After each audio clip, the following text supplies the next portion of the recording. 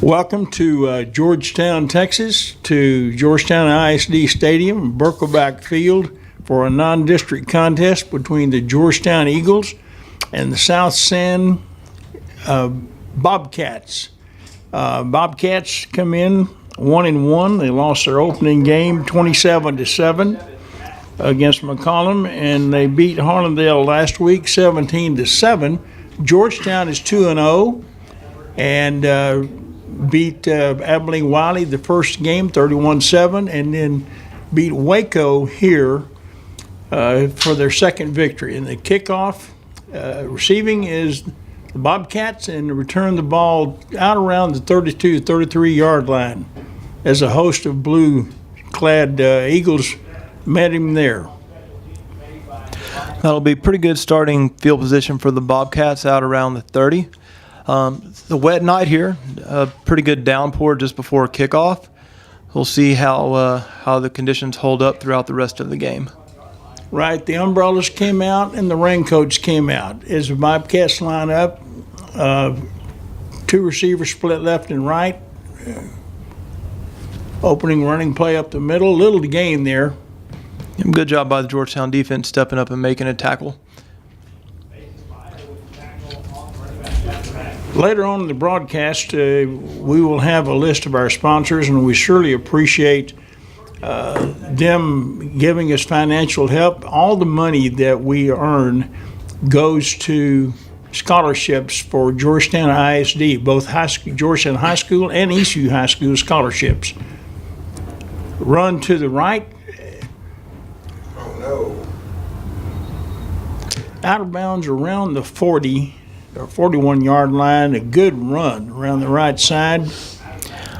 Yep, that's right. Evan Sanford found a way to get outside and got a foot race on the outside, made a nice gain. Looks like we might be bringing it back. We have a flag down, and we have a referee's hat down as well. A couple things might have went wrong on that play. Our vision is a little impaired with the raindrops on our windshield, so to speak, so don't adjust your TV sets if it's a little spotty, because it is raining steadily here in Georgetown, America. Ball goes back to Aaron. We're about the 32 yard line. About the 32. I couldn't see the penalty on Georgetown. They got Bobcats for an illegal chop block, offsetting penalties. Going to try it again. Must have been on the corner, because they cleared that corner rather quickly on that sweep, jet sweep. That's right. Bobcats coming out in a pretty tight formation. Looks like a double wing. A lot of misdirection inside.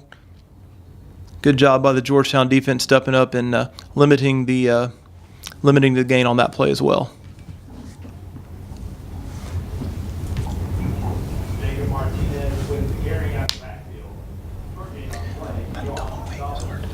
Brings up a third down situation. It'll be very difficult for either team to throw the ball tonight. Lots of moisture already on the field and in the air.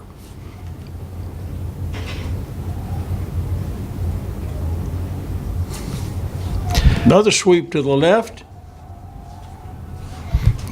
This one's going to stand up, Aaron, I believe.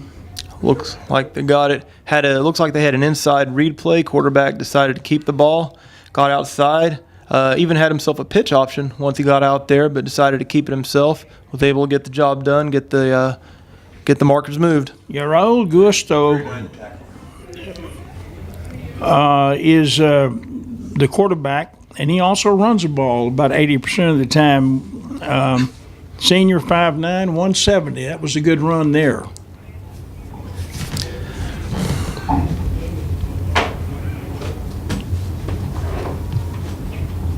Pitched up, pretty well defended by the Eagles. Looks like Johan Salas came up, made a nice tackle on that. Good job of tracking the running back, not letting him get outside. Wrapping up, making the tackle.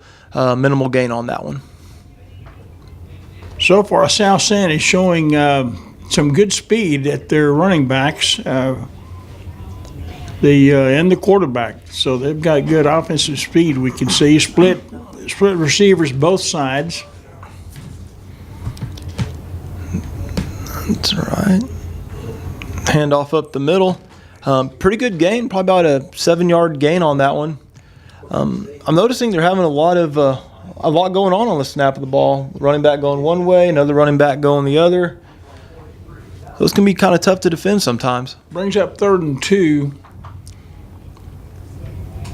in the Eagle territory now, on about the 44-yard line.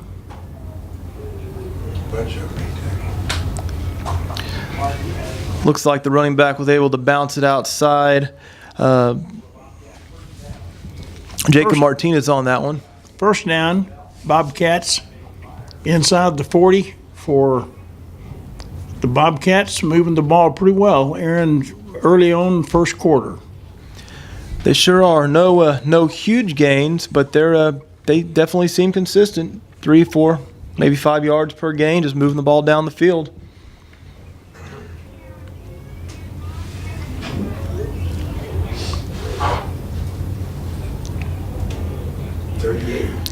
Handoff from quarterback, quick hitting play. As Aaron said, there's a lot of movement in the backfield. You got a wing back, you got a slot back, 2 split receivers, and a very active quarterback. And they don't waste any time getting to the line of scrimmage. They sure don't. Don't give the defense a lot of time to set up. They come out there, snap it, and get to moving. Split receivers each side, 2 wing backs, tailback. It looks like maybe a fumbled ball.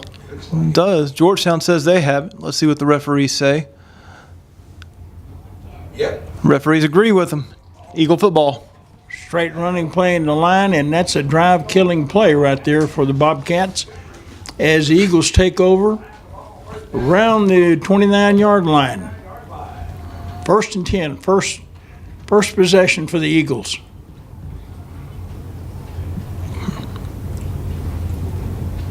One of the things Georgetown has to work out this week is they had so many penalties the last game. I'm sure the coaching staff has been working on that all week. They sure did. Interesting formation for the Eagles. 4-3-2, looks like. Bringing it back into a standard formation.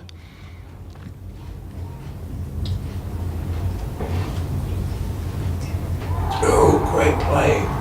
Fantastic throw by Sison.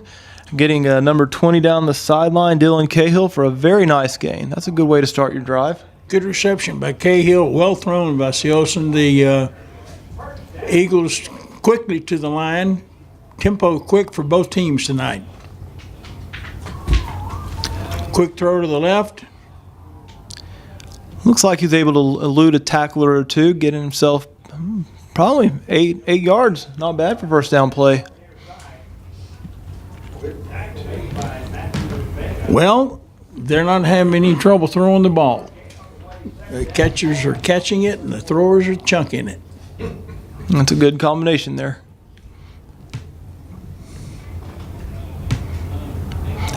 Ooh. Pass up the middle. Looked like we had a seam pass to number 31, Chris Martinez. Couldn't quite reel it in. Looked like he had inside position on the defender. Would have been interesting if he could bring it in. He might have been heading for the goal line there. Brings up a 3rd and 2 for the Eagles.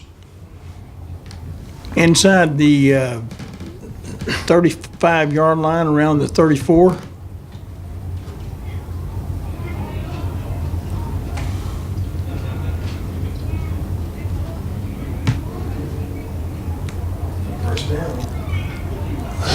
First down, quick pass to the left. That's right. Quick pass outside. Good job by the edge receivers springing a block for him, getting him the needed yardage. First down, the drive continues with 6:48 remaining on the clock. I got too much water on my press box window here. I can't tell whether it's a 6 or an 8. Handoff, ball down to about the 25-yard line. Good carry by Moreno. Get a couple yards. Get the marker moving just a little bit. Moreno and Torres have good, quick running action. They hit the line very quickly.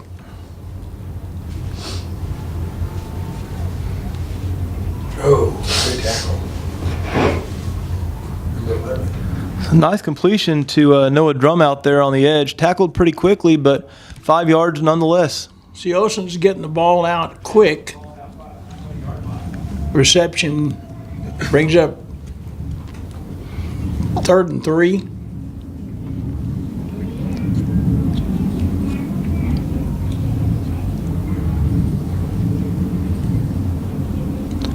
Another quick. Reception left. Flag, I think. And I think stepped out of. Maybe not, just a bit. Yeah. Looks like the lines have marked him out just around maybe the 12-yard line. There's a penalty. Flag, I thought I saw a flag. Some kind of offensive infraction on the play. That's gonna hurt. It's going to put him in a little bit more difficult of a position. Instead of 3rd and 2, 3rd and 3, we're looking about 3rd and 13. Was that a holding play? I couldn't tell. Had to be a 10-yarder. Yeah, I think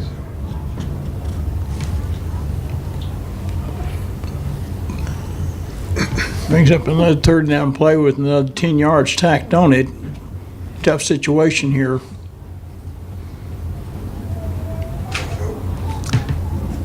Pass incomplete off the left side. Would have been short of the marker either way. We'll put Georgetown in about a 4th and 13 from about their 30-yard line. We'll be looking at about a 47-yard field goal. Might be a little tough with the conditions we have tonight.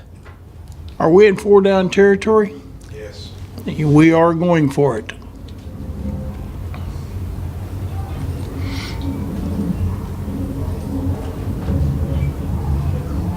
Fantastic throw by Seosin over the right side. Had a receiver dragging towards the sideline. Brought it in. All you needed, plus about another 7 or 8 yards to go along with it. Flood pattern. First receiver cleared out, ran a post. Other receiver ran a flag and a great reception. 1st down.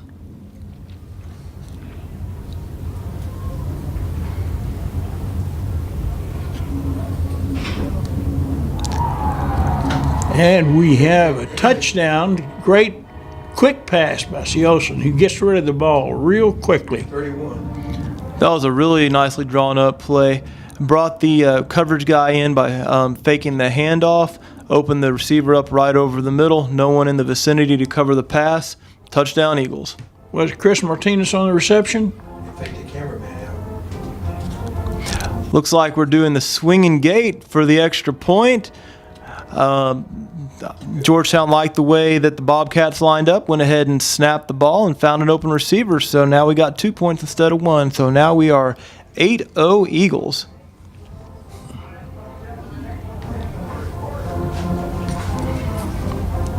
With 5 minutes, 27 seconds remaining in the first quarter, the Eagles go up 8-0. Successful drive after a holding penalty. And they're on the board first. So, Dr. Farney, this is the second week in a row where the first offensive play for Georgetown, they've come out, put a few linemen out by one sideline, a few linemen out by the other sideline, a few people in the middle, and then shifted into a standard formation. What do we think about that? Well, they're trying to see what the defense, how they react, and based on their reaction, they either shift back or they run a play. Very interesting. It's a good concept. If defense doesn't react properly, or however they react, the key is what the offense does. Very effective so far. Yes, sir, that is correct. I like it. Eagles kick off. Received on about the 15-yard line. He has a seam. He is fast, and he almost got through. All the way down to about the 32-yard line of the Eagles. Great return. And we had a touchdown saving tackle by, looks like, number 27, Matt Diaz. If he didn't take the angle he took, Bobcats were going to have themselves 6 points pretty quickly. We have must have stepped out around the 39-yard line, so that helps the Eagles a little bit with field position. Quickly to the line of scrimmage. Quick handoff, little or no gain. Eagles say fumble. The linesman says fumble, and Eagle football. Second fumble of the game for the Bobcats.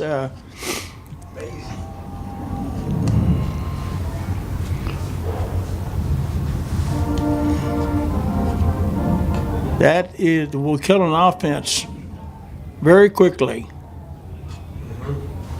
As the old coach Robinson at Grambling used to say, that's self-tackleization. Eagles take over. 5:15. You know, Aaron, if the Bobcats could ever get beyond that fumbling, they've got some great speed. They really do. They've shown that in offense. They've shown that on their special teams. They've got some guys that can go pretty fast. They just need to find a way to secure that football a little bit better. Look at him go. Good play. Up the middle, about 11, 12-yard gain for a first down. Nice Eagles. run. Looks like that was a run by Torres. Very strong run. Lowered the shoulders. Notice how quickly he hits that line. Very quick feet. Back in two receivers, twins on the left. Siosin with a quick Siosin. pass. Looks like number 11. All the way down to about the 12-yard line. Noah Drum. Quick handoff fake. Hit the seam pattern, and Noah took off again. That's good for, what do you think, Dr. Farney? 25, 30 yards maybe? Yeah, at least. Nice. Defensive backs in South Bend are not reacting real well to that quick throw by Siosin. Definitely not. Maybe he's holding them hostage with that fake handoff.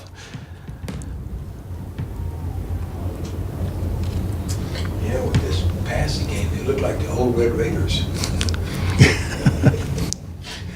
Well, that's the name of football these days. Is spread things out, isolate the good receiver on one defender, and play football.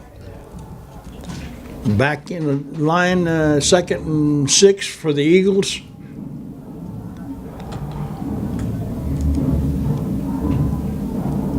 Touchdown. Another fake handoff. Another touchdown on a pass. Their offensive passing is awesome. Play action by the Eagles tonight has been almost perfect. Great throw by Siosin to a receiver behind the defender, and we're 14-0. And again, Aaron, they line up. Swinging gate. They like what they see, and that looked like that could have been a pick there for a second. Not sure. Penalty, the flag, penalty. There's a penalty. It looks like it may be. What's that mean? I don't know what that signal was, but some infraction on the offense. Was the pass completed? I couldn't quite see if the pass was completed or not. It was not. It was not completed, but you'll have to excuse us a little bit. Sometimes our vision's obscured by the rain, but it's 14 and It appears 16-0. No, they did complete the pass. interesting. Not sure what the penalty was, but I guess it wasn't against the Eagles. I guess I didn't think they completed it. It was a heck of, you couldn't tell her. it's No. tough to see through the window. That's right. 16-0 Eagles, and It'll be interesting to see if they kick off to the same guy this time. He showed that he has pretty good speed. they're either going to have to kick the ball higher to give the defenders time to get under it, and there's a penalty marked off for whatever the penalty was on the PAT try. It's assessed on the kickoff. Must be after the play. That must have been unsportsmanlike or something. They got him for 15 yards on that one. Yeah, after the play, I guess, right? That's tough. You might be able just to put it out of the back of the end zone and not worry about the return on this one. Kicking from the Bobcat 45. That'd be smart. Kick a field goal.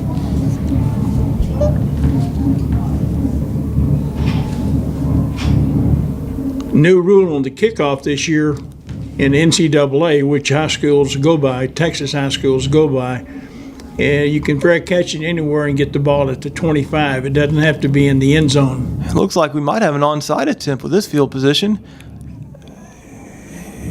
And that did not quite work out the way they were hoping. Will that come out to the 35? It went out of bounds. Went out of bounds on the fly around the 31, it looks like. Yeah. All things considered, Bobcats will probably take this field position. And it looks like they will.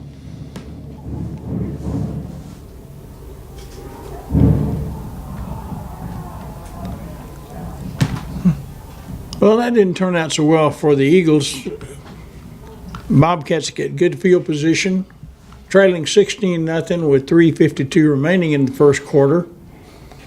And again, we've got split receiver left, a full backfield with what essentially amounts to two wingbacks, a quick sweep by the quarterback, showing good speed, and is run out of bounds around the 48-yard line of the Eagles.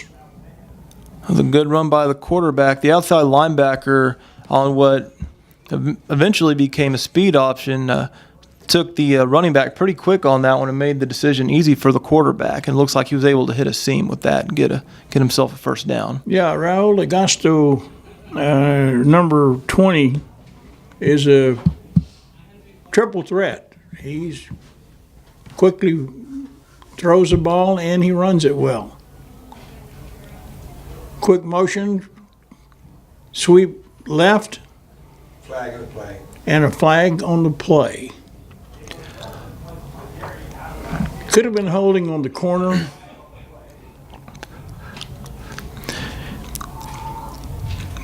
No, we'll wait on the penalty. On that play, I was pretty impressed. His lineman got out there in front of him pretty quickly and were leading the way. Good movement by the offensive line on that Penalty one. is on the Eagles. Automatic first down. That's not good. Major penalty.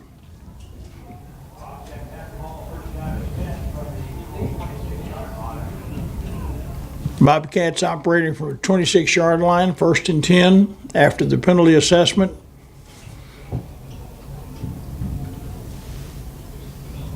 Quick handoff Good game. and about a 4 or 5 yard gain up the middle.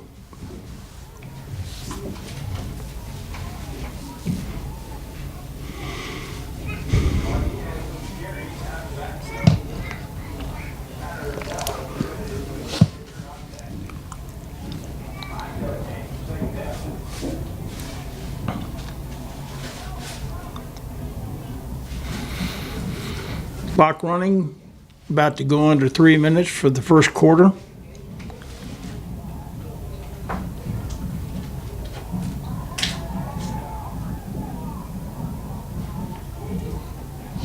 Good play. Good play. Again,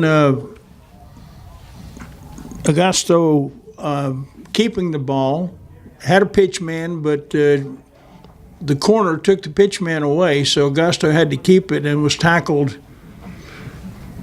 Yeah, number 4, Colby Cummings did a really good job tracking the quarterback on that play and making sure he wasn't able to get free. I think it's a good idea tonight, as talented as the Bobcat quarterback is to put somebody on him all the time. Sounds like a pretty good idea. Quick pitch left, Oh, great tackle number 30, I think. and a great tackle on the edge by the Eagles. 40. 40. Was that Seaman? Yeah, Okay. look. That's right, Jack. Looked like we have Jack Jack Schneeman Schneeman. on that one, yes. Yeah. All right, brings up 4th down. Well, Field goal. And the field goal attempt by the Bobcats, About a 38-yarder. Let's see what kind of distance their kicker can have on this one. Left-handed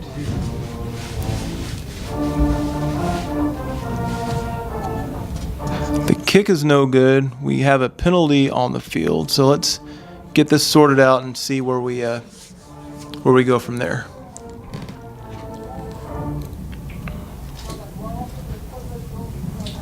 Number 12.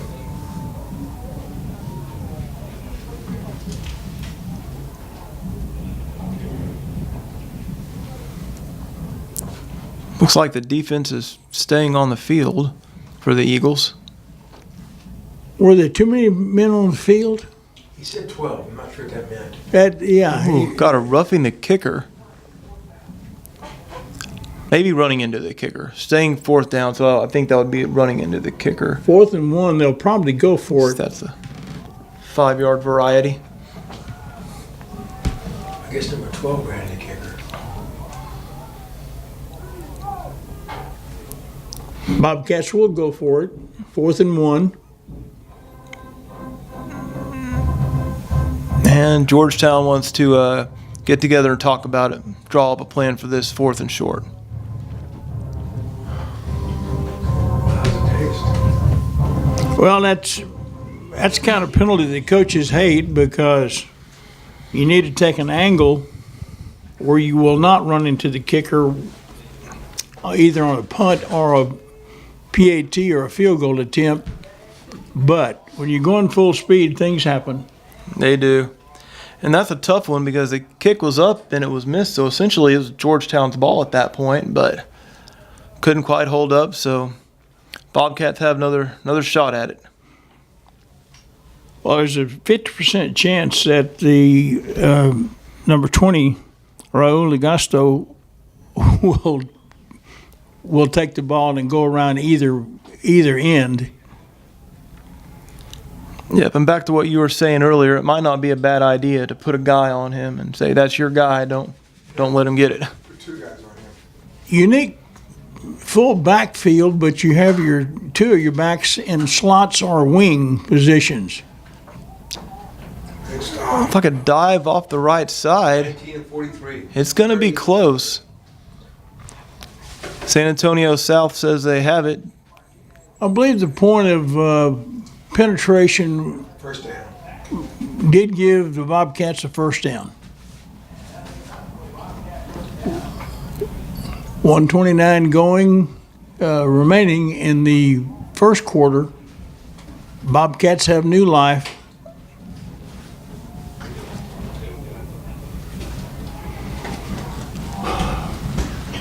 They're on the right hash, so the wide side of the field is to their left.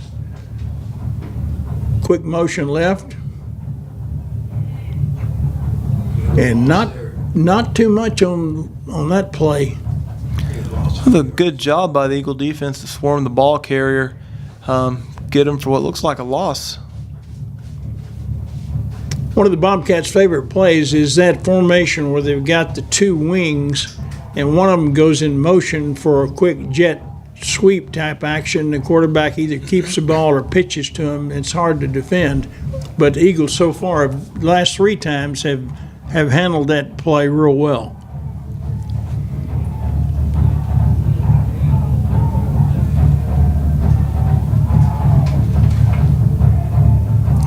Looks like we have a lead blocker out there, able to get about 5 yards off the edge. Yep. All right. Brings up 3rd.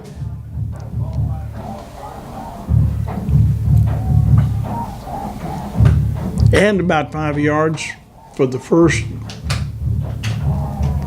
from the Eagle, about 11-yard line will scrimmage. Wide receiver right, full backfield. Timeout. South Sand. So with 19 seconds remaining in the first quarter, we have a timeout on the field.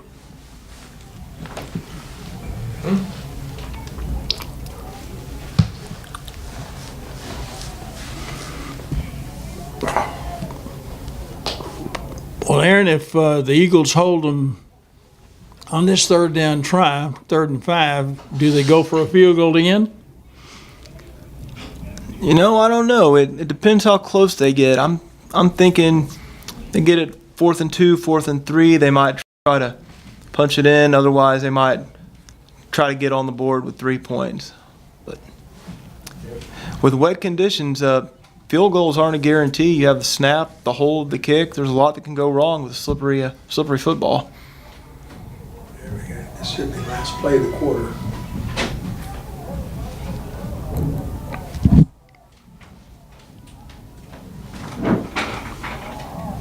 Gusto keeps and scores. 13 seconds left. With 13 seconds remaining in the first quarter, the Bobcats are on the board. Another really good run by Augusto. He was patient. He looked like he kept wanting to turn it up, but it wasn't there, so he just patiently kept going outside until he found the gap he wanted, turned it up. It's a good runner.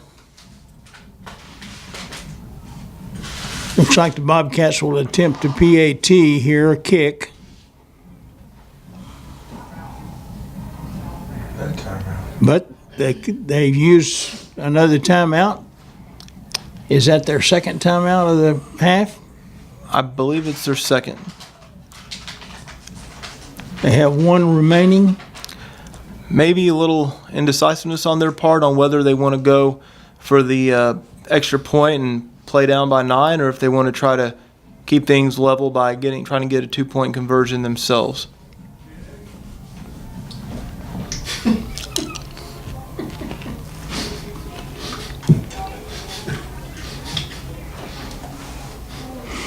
Need some sugar.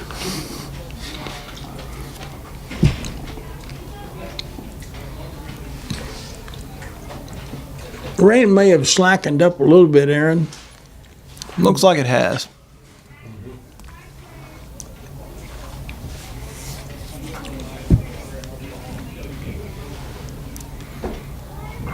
Hasn't done a whole lot for our visibility on the press box window, but No, if you can get a squeegee and go outside and climb up that 30-foot roof, I'll work on that at halftime. you'll work on that. Plays to the right, and it is stopped. So Great job by the Eagle defense. That was a straight run from the quarterback. He had 3 running backs back there with him, and they immediately turned into lead blockers. Georgetown able to fend them off, though, and get the stop. well, I think Augusto would be more effective by going down the line of scrimmage, going down straight to the sideline, and then cutting up or kicking the ball back. That time he drifted back in the backfield about 2 or 3 yards, which gave time for the Georgetown defense to kind of gather and get pursuit angles. That's right, and Georgetown's done a good job so far all night, pursuing the ball as a team and gang tackling. Georgetown Eagles are open next week, and the week after they go to Stephenville to play the Yellow Jackets in a very interesting non-district game. That should be a good one. Stephenville always puts a pretty good ball club out on the field. Yeah, we found out last Friday night that Hutto, one of the members of Georgetown's district, had a real tussle with Liberty Hill, who is a Conference 4A team. And it was overtime 1-point victory for Hutto over the 4A team Liberty Hill. Short pooch kick by the Bobcats. Fielded by the Eagles around the 30, taken for about an 8-yard gain.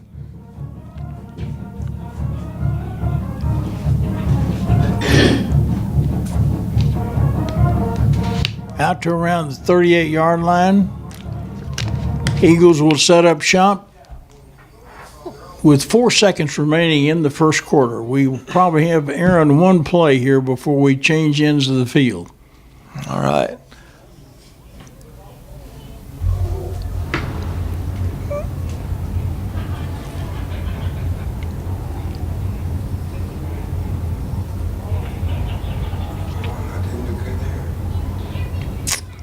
Loss on the play of about 2 yards, or which takes us to the second quarter. Yeah, the Bobcat defenders did a good job of coming up and making a tackle on that play. Sponsors.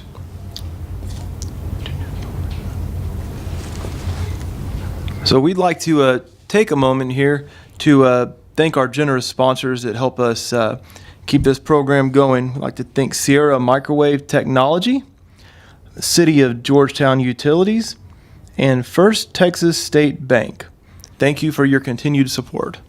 These people have been with us for a long time with Community Spotlight. They're very community spirit minded. Sierra Microwave, for example, doesn't sell anything in Georgetown. They make microwave components for space industry, technology industries, industries of all kinds, and they're very, very generous with Community Spotlight. You sure are. First Texas Bank. Yeah, I knew it. Okay, cross the word state. Siosin back to throw. Receiver open over the middle. And I thought for a moment he had it. Well, he did. Good reception. Corey Coleman able to reel that one in for the big gain on the first play of the second quarter. There's nothing a quarterback likes better than a sure-handed receiver, and that was a good reception. First down, all the way down to the 27-yard line. Eagles not wasting much time getting to the line of scrimmage.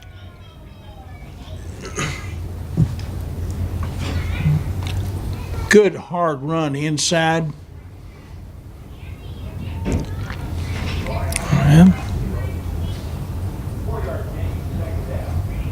And one of the things holding the linebackers and the defensive backs in place is that Siosin is handing the ball off quickly and then faking the pass, standing up, and so that freezes the secondary just a moment. 2nd and 6 for the Eagles.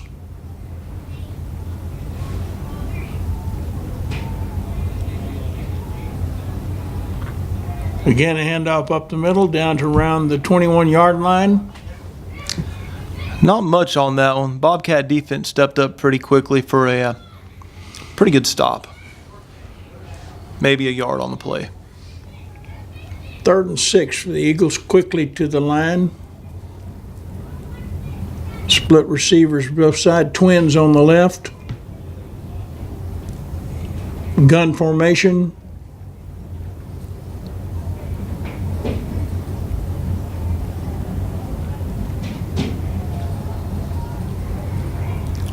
Nice pass by Siosin. The receiver did a great job going maybe yard or two past the sticks, coming back and securing the ball just far enough to get the first down. Cahill on the reception.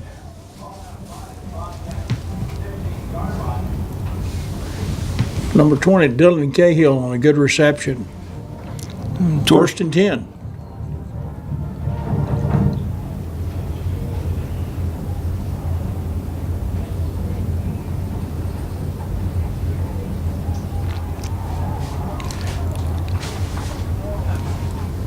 Nice run by the running back on that one. Couldn't tell if it was drawn up as a cutback or not, but he took the ball to the left, made a sharp cut, went back to the right, got himself a really nice gain. Was that Torres? I couldn't get the number. Looks like Torres is still out there, 21. Probably Torres on that one. Oh, he has quick feet. Good runner. He and Marino both. 1st and 4, 1st and goal.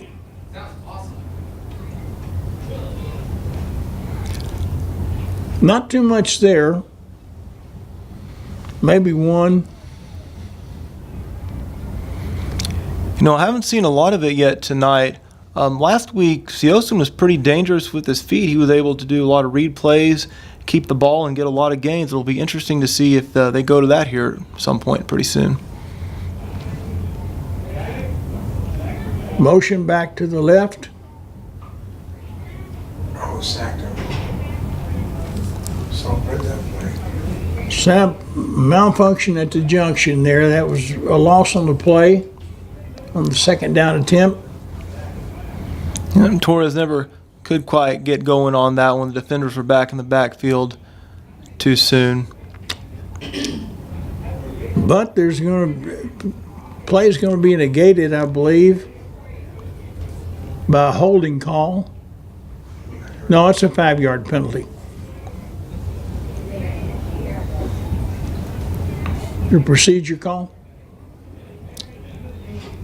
Couldn't quite see what the referee called on that one. 2nd and 13. Seosin back to pass. Office team tips. Just a little high.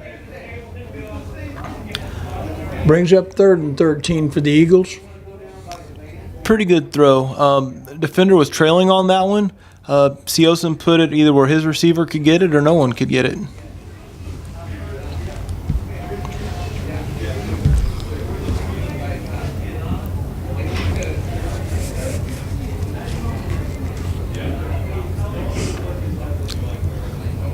Looks like the Bobcats are going to be using their last time out here to get together and talk about what they want to do to try to stop this Eagle offense. It's been pretty consistently moving the ball down the field all night.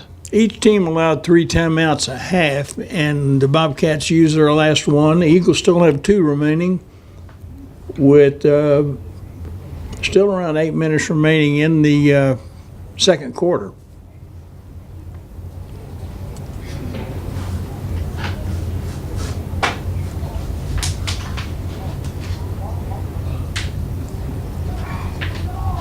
As the second half begins, in a moment we will take a break, and then we'll come back and give you some scores of the other teams in the district with Georgetown, and maybe some other scores of teams of interest in Central Texas. It's been a kind of a tough year, a lot of postponements and some cancellations because of lightning threats and inclement weather across the area. Georgetown back in business. 3rd down. Seosin back to pass. Wide open receiver in the end zone. Looked like that's going to be Noah Drum. For a touchdown. Beautifully thrown, and they didn't have but maybe 1 foot to spare in the end zone. That was close. Great throw. Good play. Drum. Seosin to Drum. Good play. Georgetown back to the swinging gate. Still like what they see. Throwing it out to the sideline behind the lineman. Gotta like that. Change it up a little bit. Still good for another 2-point conversion. Very quickly, Seosin saw that the bulk of the defense for the Bobcats was lined up behind the ball, or opposite the ball, and he had a real advantage in blockers and receivers on the left side. So he threw it to the left and scored the 2. Yeah, that swinging gate really makes it a numbers game. You get out there and you see if you have more than they do on one side or in one position of the field, and that's usually where you want to go with it, and that's what Jackson did. Right decision, and it paid off with an extra 2 points. So we're at 8:30 remaining in the second quarter, and the Eagles have gone up 24-6 over the Bobcats of South San.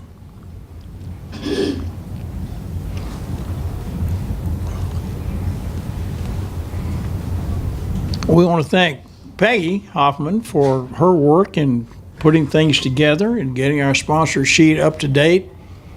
And she is an inspiration to Dale. That she is.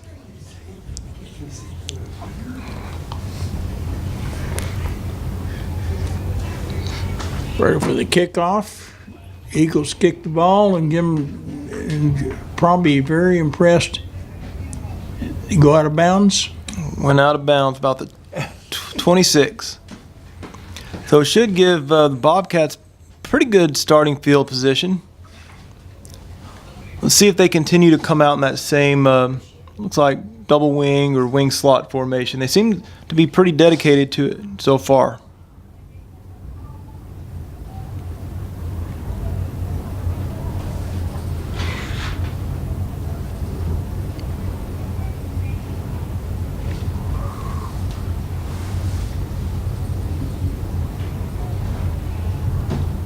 Yeah, it's automatic. It comes out to the 35. Or it could be a 5-yard penalty and a re-kick, but Bobcats chose this. Again, they're in their double wing formation, quick hitting up the middle, good tough run for 5, and then tackled by a host of Eagle tacklers on around the 40-yard line.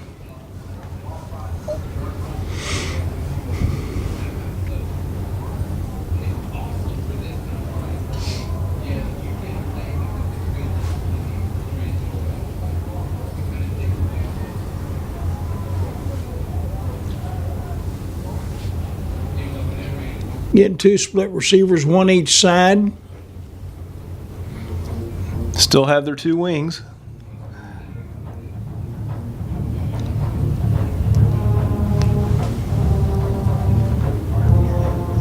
And I think we're close to a first down here. Yeah, first down, got it. First down, change, move.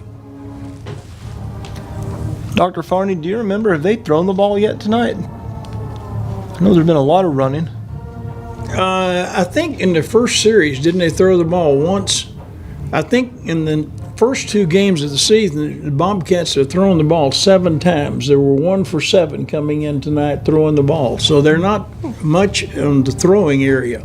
Like the ground game, huh? Yeah. Quick pitch, again, speed and right. Speed pitch.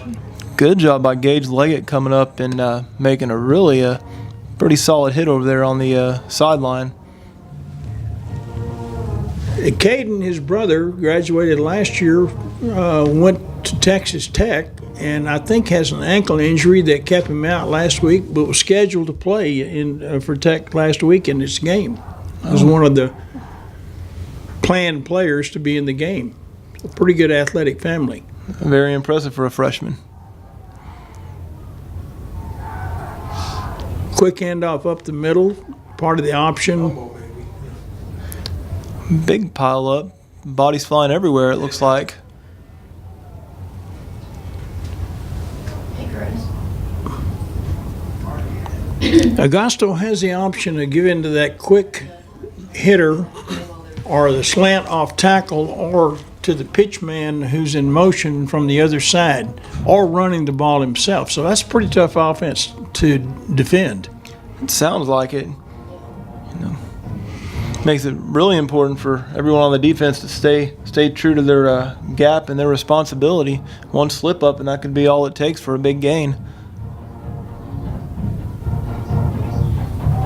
They broke loose. And just like that, he's loose. Looks like he found a gap he liked, cut it back, and he is a very fast runner.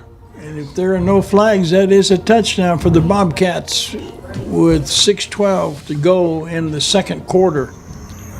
Just like that, a quick hitter, And broke into the secondary and scored. that's a ghost. And on our lineup, he's actually listed as a running back or a quarterback and a running back, and he definitely showed the running back aspect of that right here. Maybe you potato salad or something.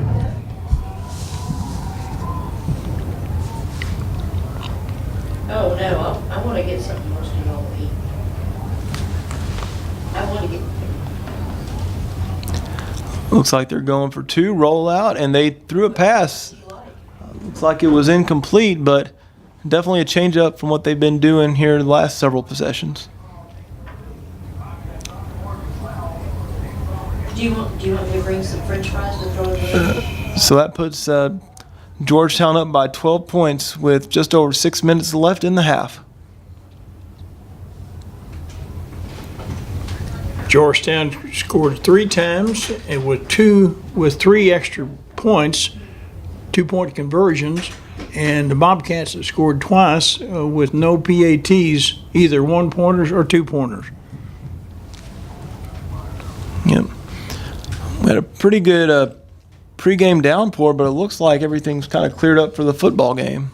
Well, the only way I can tell, Aaron, is that there are not as many umbrellas out. That's a good indicator. Very good indicator. I didn't think of that. When I go to a game as a spectator, usually If it's raining, I'm sitting behind the person with the largest umbrella in the Western Hemisphere. Very smart move. Yeah, you can't see the game, Can't see the ball game. but you stay dry. Eagles set to receive.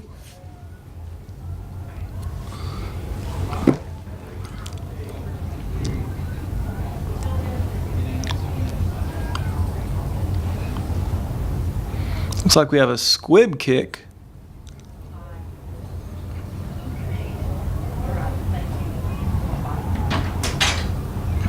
Brought out to around the 26-yard line. Elijah Clough with a return on that one.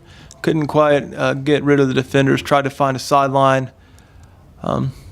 Decent gain. Pretty good starting field position for the Eagles.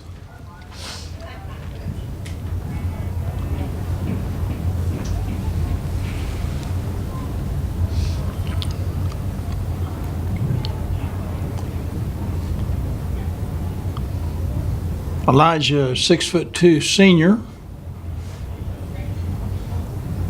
Some relation to our announcer here. That is correct.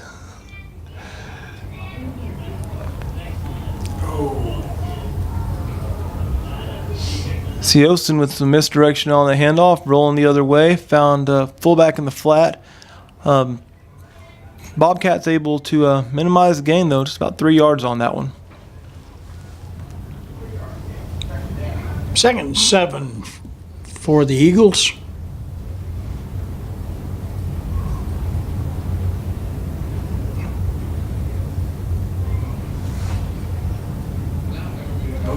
Go. Good run. First down run.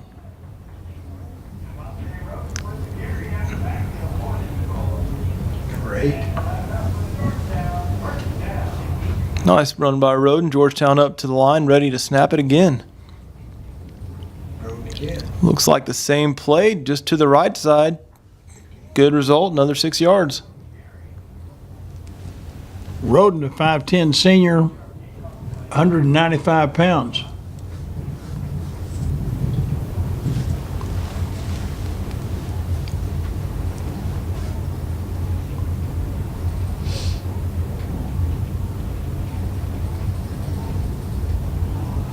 Oh, Seosin takes a snap, 5 yards back, and slips on the wet field and is down. Brings up third. Good decision by the quarterback just to fall on that one. Make sure we didn't have any turnovers. Give himself another chance to convert. 3rd and 9 for the Eagles.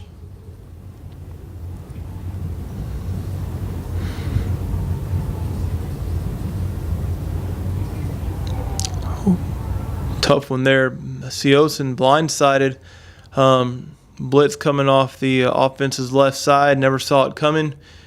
Luckily, looked like the arm was going forward and rolled a forward pass. But he's definitely going to be feeling that one. The extra defender on that right defensive side came across the left offensive side of the Eagles and had a blocking assignment that either didn't have enough people to make the block or a missed assignment somewhere there. We will have a punt with 4:17 remaining in the second quarter. First punt by the Eagles tonight. Elijah Clough back as a punter.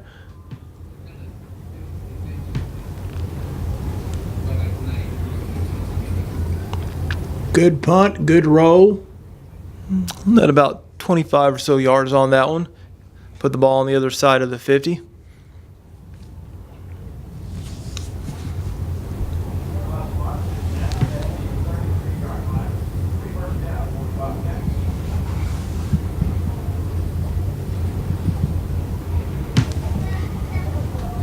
Started raining again this week.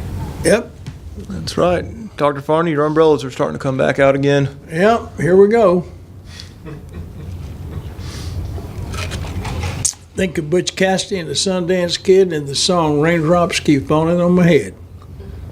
Fake dive, pitch out wide. I'm telling you, the South End has good speed. And it's more apparent when they're on offense. They really do. Now, pitching the ball becomes a little bit more difficult when the rain starts coming down, so we'll That is true. see if we get any more fumbles out of them.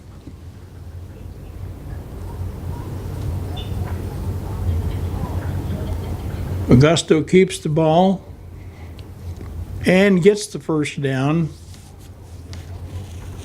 out around the Bobcat 46, 47 yard line. I believe it's maybe the 45 where the knee touched down. About 3.5 minutes left in the half. Plenty of time to put together a drive and try to go score if you're South End Bobcats. No pressure on the time clock yet.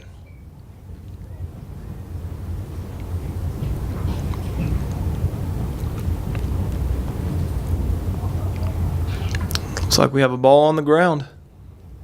And it looks like, once again, it is the Eagles football. That's the third fumble of the half for the Bobcats. Has to be frustrating because they've had some real nice offensive success, but they got to hold on to the ball. And Aaron, you're right. That series, just as that series started, the rain started coming down heavier, and the ball is tougher to hold. That's tough. Like you said, that's got to be disappointing because they were really putting together some nice drives. They were moving the football methodically down the field, and then kind of shoot yourself in the foot with those turnovers. Georgetown takes over on the Bobcat 44. Just a good defense we got.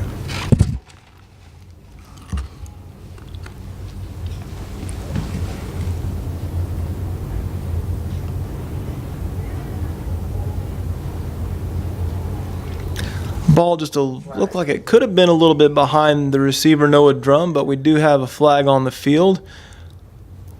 A little bit of contact might be able to draw the defensive pass interference call. Christian defense. Defense guilty of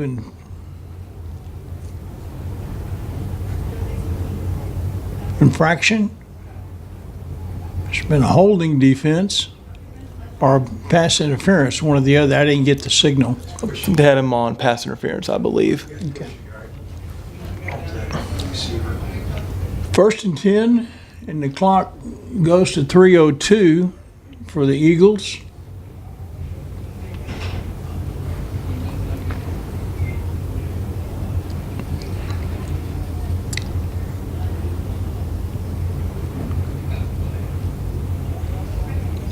Good run, 21. Looks like Torres on the carry up the middle. Quick hitter, good for about 7. The X-Men, Xavier.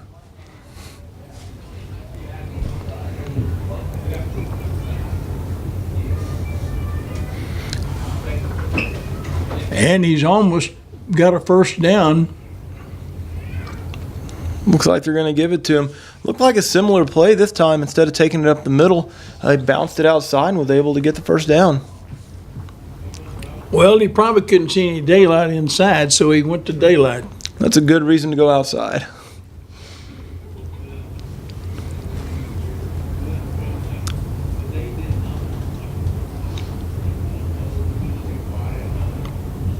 Motion left by the Eagles.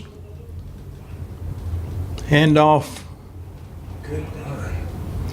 A good run, have a flag on the field. Let's see what that's all about. Is that a piece of trash or a helmet come off somebody's head? Looks like we have one without a helmet, offensive lineman. Bring him off for a play, get resituated. All right, holding. There is a penalty. Holding. Holding on the Eagles negates the play.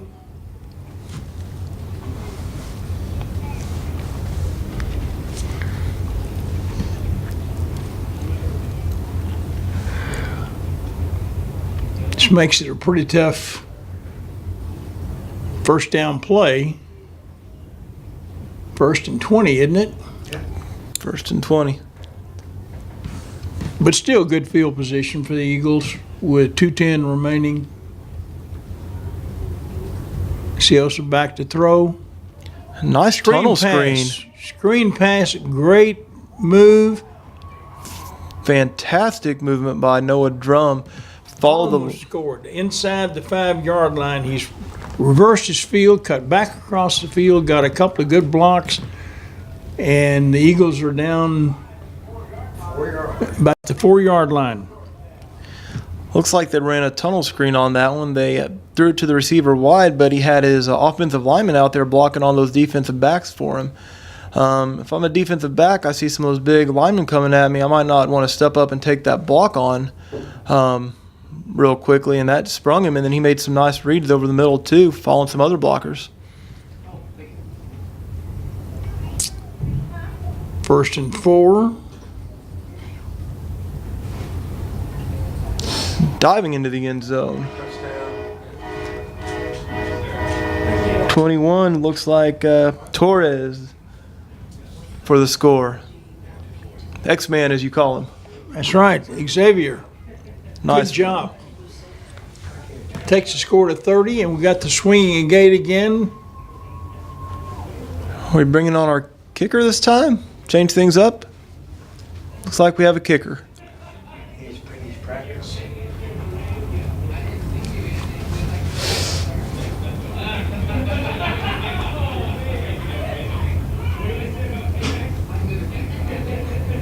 Good snap, good hold, good kick. Good kick.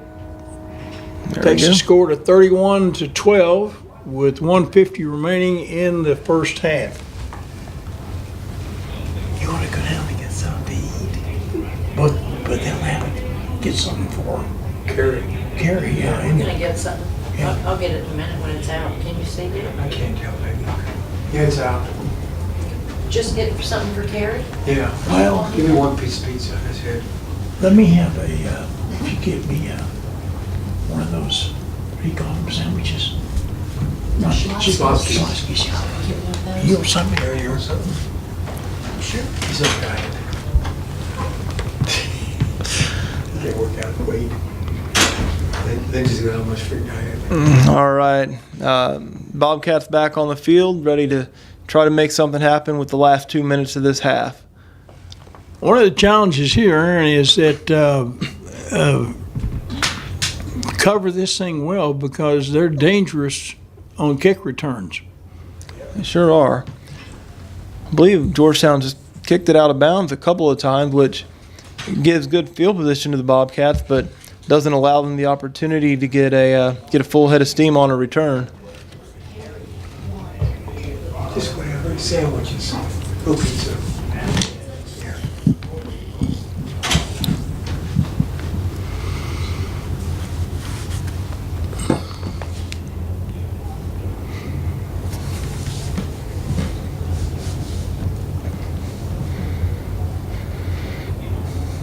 Looks like a pooch kick to the right, fielded by South Sand.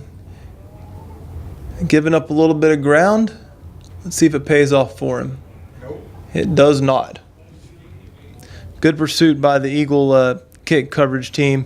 26 and Looks like we had number 26, Cohen Ward, making a tackle. 39, I think. Yeah, 39. You helped. Isaiah Washington also pitching in there to help get him down to the ground. So we have just over a minute and a half. 70 yards to go for the Bobcats if they want to get themselves a touchdown before halftime. Does look like the rain's lightened up a little bit, so maybe that'll help them out.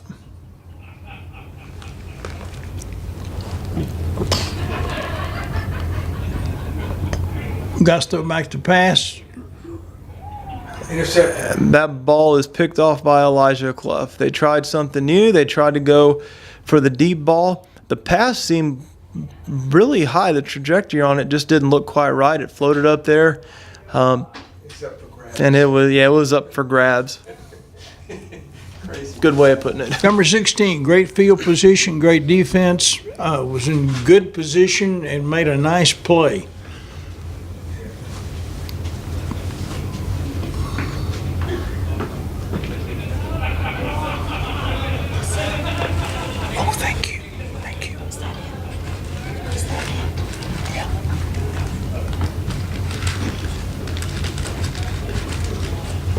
Well, with 132 remaining, the Eagles once again on the field in an offensive position, split receivers both sides, twins to the right, back to Seosin. Pass over the middle. He's got a Almost. guy open. Couldn't quite lead him, but he definitely had a couple of steps on the defender there. Just a little bit late getting there, a little underthrown, but the receiver was wide open.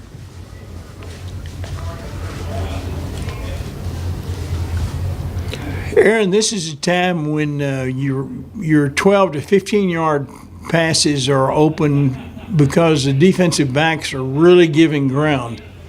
They really are. They seem to be aligning quite a bit deeper than they have been for the earlier part of the game. A late flag coming in. I think could be a late hit out of bounds. We have a Bobcat down on the far sideline. Not sure if maybe somebody got him late or might have to wait a little bit to get a call on this one. Hopefully he'll be able to shake it off and get back in the game here pretty soon.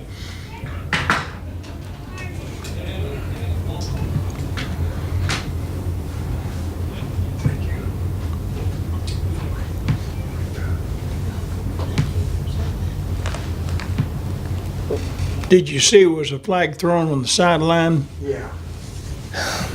Looked like about halfway between the hash and the number, kind of in that general area, kind of where the down player is. That makes me kind of wonder if maybe something happened late in that general area.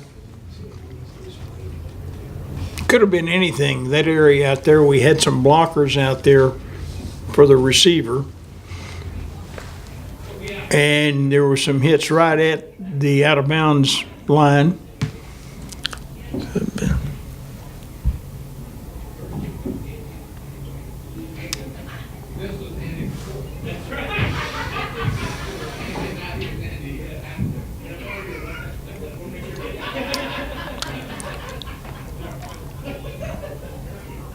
Looks like we're waving that flag off.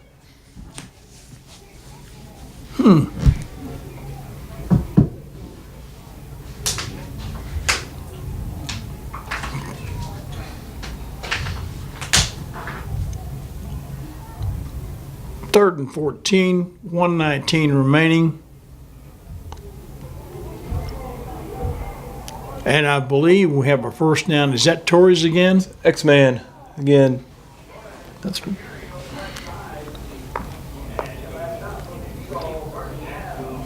bring that clock up. Oh no. Flag. Way back there. Late flag or flag on the play. not going to wave that one off. Bringing it back. That had to be holding because the play was so quick hitting.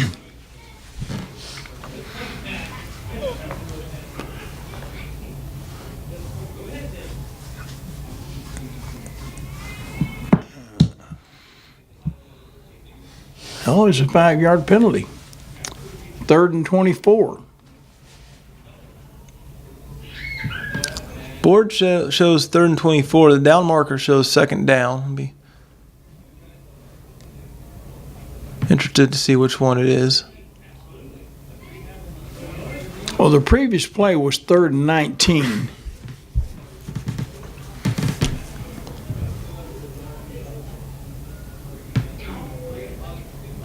Please can't remember. Georgetown had has 2 timeouts remaining. Bobcats have used their timeouts for this half. I'm going with the scoreboard. We're calling it 3rd down. Down markers switch to 3rd.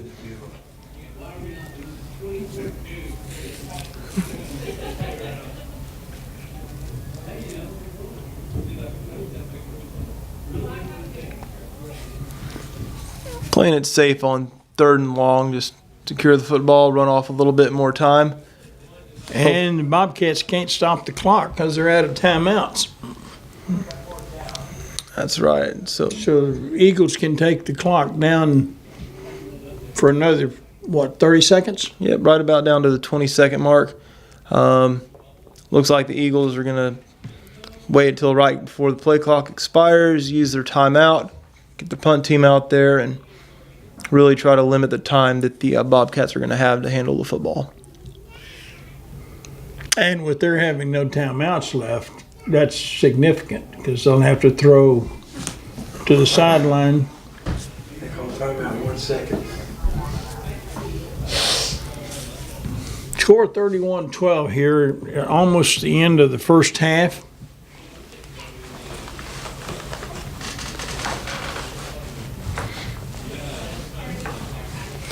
Aaron, even though it's been rainy and some people don't like the rain because it messes up our sporting events, our fishing and our golf and our football and comfort, we need the rain in the Southwest. It's been a dry year, and the farmers and ranchers are grateful for the moisture.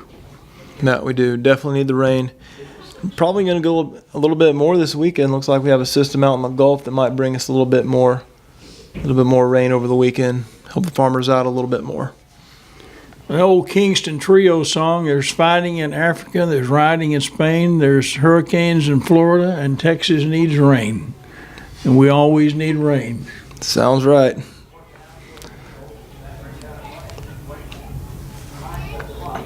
All right, the Bobcats don't seem to have anybody back to return the punt. Going all out for the block, decent punt, good roll, and it's going to stay in bounds. They're just going to let it sit there and eat a little bit more clock. Who is that punted the ball? Elijah Clough. Elijah Clough. Good punt. Good punt, good for definitely changing field position, making it a little more difficult of a task for the Bobcats to try to cash in with just about 15 seconds left.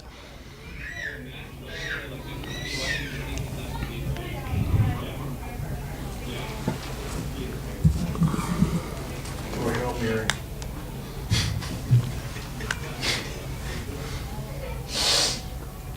It'll be interesting to see if the Bobcats are just going to go ahead and either kneel the ball or just do an inside handoff and try to run the clock out. Little misdirection, couple yard gain, can't stop the clock, timeouts are gone. This will probably take us into the half, Dr. Farney. I believe it will.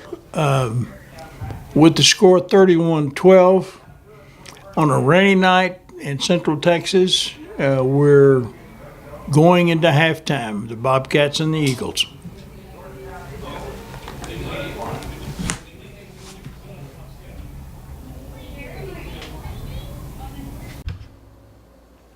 Hello, everyone. Welcome to Community Spotlight, the program that features our Georgetown youth in a positive light. My name is Peggy Hoffman, and we here at Community Spotlight would like you to know that we are supported and sponsored by the following people and businesses. Our major sponsors are Sierra Microwave Technology, Troy and Mary Rodriguez and Sierra Microwave, based in Georgetown, Texas, designs and manufactures microwave components for space, military, scientific, and commercial customers. Troy and Mary are big supporters of the Community Spotlight and our Georgetown youth. Next, we have City of Georgetown Utilities, dedicated service from the City of Georgetown's community-owned utilities. Jim Briggs and his staff are working for you and our community of Georgetown. Jim and community-owned utilities is very involved and financially supports the youth of our schools. First Texas Bank, Georgetown's only locally owned and operated full-service bank. Other banks have branches in Georgetown. First Texas Bank has roots. Go by and ask for Barry Haig. He's looking forward to being of service to you. Thank you to the above companies for their financial support every year to keep our community spotlight shining brightly for our youth. Next, we have our other sponsors, Regner Realty and Mr. Dale Hoffman, a local realtor serving your communities. Also, Pitt Barbecue, Remember, picky people pick the pit for their barbecue. Also, David Collision Repair. David and his staff have been in business since 1978. And Larry says, we don't just remove dents, we remove doubts. Stay tuned for other incoming sponsors, and remember that you too can be a sponsor of our Community Spotlight.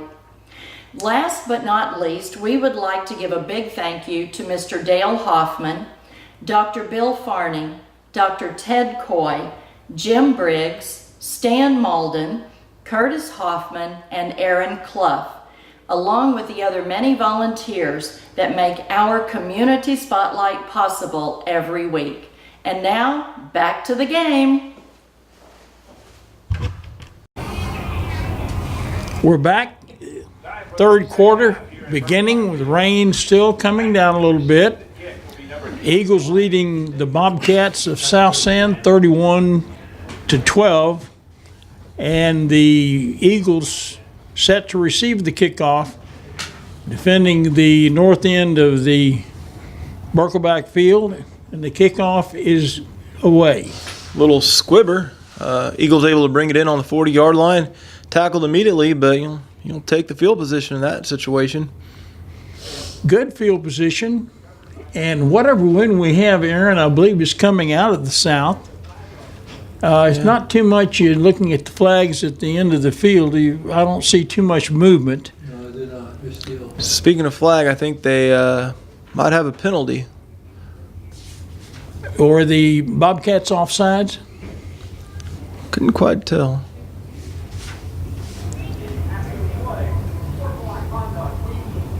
Nope. After the play of unsportsmanlike conduct penalty on the Eagles, which takes it back. That's bad call. Bad guys. So much for that good field position. To the 25-yard line, I believe, or abouts. And the Eagles will set up shop there.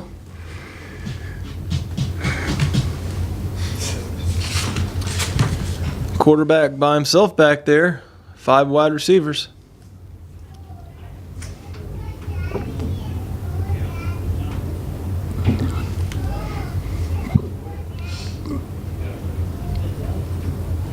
Quick pass. They have the tunnel screen out there again. I don't know if anyone's going to catch him. Well, 10 has an angle. Able to bring him in. That's a good play. Quick pass all the way down into Bobcat territory. Inside the 35 at about the 32-yard line, and quickly the Eagles are lining up while the Bobcats are trying to get their defense set. That's the second time they were able to use that tunnel screen for a big gain.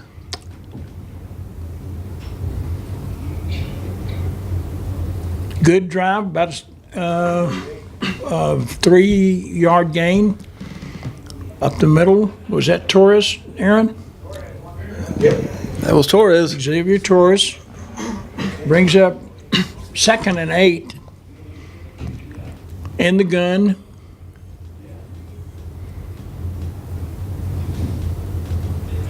Torres again. Torres again, quick feet down to around the 24-yard line before he's wrestled down. Torres again carrying the ball. Brings up a 3rd and about 4. Yeah, he had a nice little cut there to find some daylight and get a few extra yards. Quick tempo. Twin receivers to the right. Single split left. Gun formation. He broke loose that tackle. They were able to slip the tackle, and according to the linesman, he has a first down.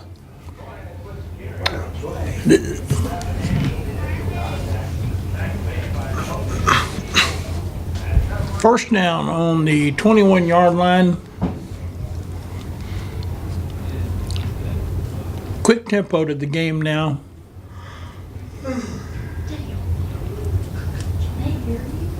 No. Oh, number 20 streaking into the end zone. Siosin leading him right where he needs to. Touchdown. Great throw, great catch. That's Cahill again with the touchdown. Cahill with the touchdown. And again, we have describe what this is, Aaron. Swinging gate. You have gate. lineman way out to the sideline with one running back behind him, a couple linemen towards the middle, and then one more receiver split out down here. So you have a wide variety of options to choose from. But looks like we're going to opt for the extra point. Going to kick it.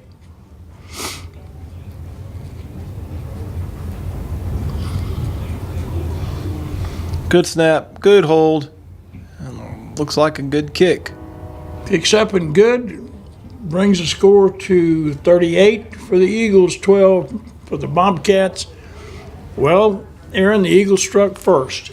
After coming out of the first half, where they were successful, they kicked off the second half the same way. They just had one penalty for 10 yards in the first half, and that was what the coaches were trying to do, is get rid of some of the penalties. Much improved from last week. I apologize. South San had one penalty for 10 yards. Georgetown had 6 for 30. And that's still better than last week. Still better. A little Yeah. room for improvement, but yeah, we're getting there. But Georgetown was 14 or 19 passing, and their total yards were 34 for 267. Good yardage. Yeah, 210 of them were passing yards. The rushing were 15 for 59. Kickoff, Made the first guy miss going sideline to sideline, though. You don't get a whole lot of credit for that. in the last two kickoff returns, the Bobcats have used most of the field running east and west. And you've got to turn that thing north and south to get noticeable yards. So they're going to set up shop after return. Going to set up shop going on about the 20. Yeah. What do you say? Ran about 55 yards there to get 5? Yeah, on the 29-yard line. Staying true to that formation. That slot T. Quarterback keeps the ball. Augusto, again, I'm sure was the leading ground gainer for them in the first half. Yeah, they're definitely relying heavily on his legs. Something interesting I didn't notice yet. Tonight, I haven't seen Jackson Siosin run the ball yet. He did a lot of running last week against Waco and was very effective with that. But I think he was going to have to run one or try to run one, but I think it was a handoff that was botched, and so he was running in because he couldn't make the handoff. yeah, it's good if you don't have to depend on your quarterback to run. That kind of helps keep him a little bit healthier. Usually, a few less hard hits. Augusta was 8 runs for 86 yards in the first half. Pretty good average. Yeah. Just if they could eliminate a few of those fumbles, and they really probably be a lot closer of a game. 1st and 10 for the Bobcats. Quick pitch and good gain out around the 48, 49-yard line of, or maybe straight to the 50 for the Bobcats as they threaten the Georgetown end of the field.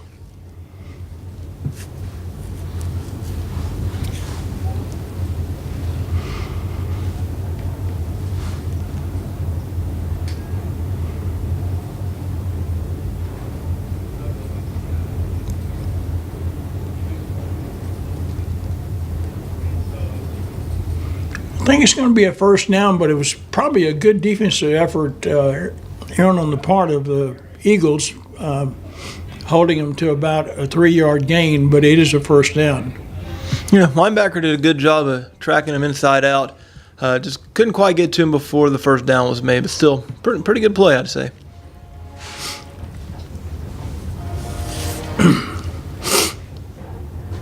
I was reminded at halftime that the offense that their South San is running is similar to the one that Liberty Hill ran when they won their state championships at slot T,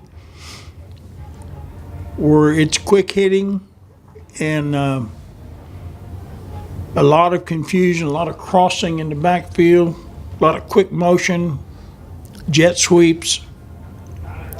Definitely not easy to defend, especially if you don't see it on a week in, week out basis. Right, and it's hard to have your scout team in practice the week before you play a team that runs an offense like this to get them to do it as efficiently as your opponent's going to do it. That's right, because that's probably the first time they've ever ran it as well. Yeah.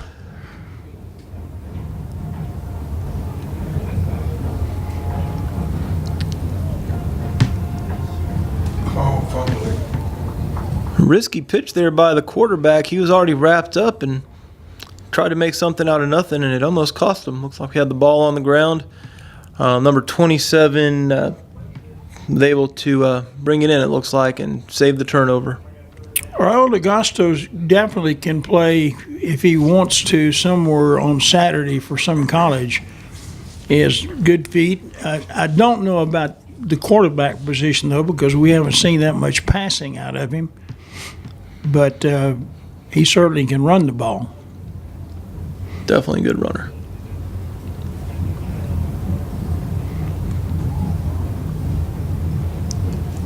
Giving a lot up on that play, though. Oh, Big loss. Just when we compliment him on his running, he heads about 15 in the wrong direction. well, a great defensive play by the Georgetown left defensive side and a shoestring tackle. Losses, how much, Aaron? Probably 12 yards, 15? A lot, definitely. Going from third to manageable to fourth, and looks like they have it marked at 21. Fourth and 21, so they lost 14 yards on that play.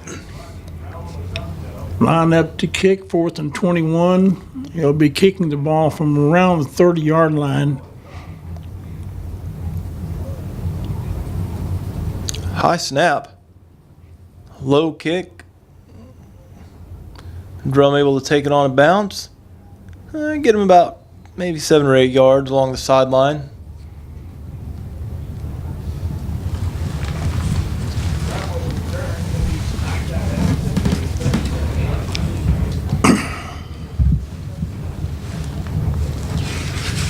Well, the killing statistic for the Bobcats in the first half was that they lost 3 fumbles. Yeah, it's tough to get points on the board when you're turning the ball over that often.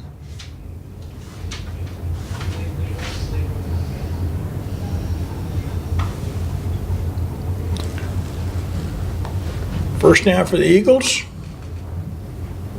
Around the 37-yard line. Next shot. And somebody came through, cut through the offensive line, and it threw the Eagles for a loss. Almost messed up the handoff, or did interfere with the handoff. So the loss is about 5, maybe 5 yards. Yeah, definitely putting them in a passing down here. Second and 15. Second 15, yeah.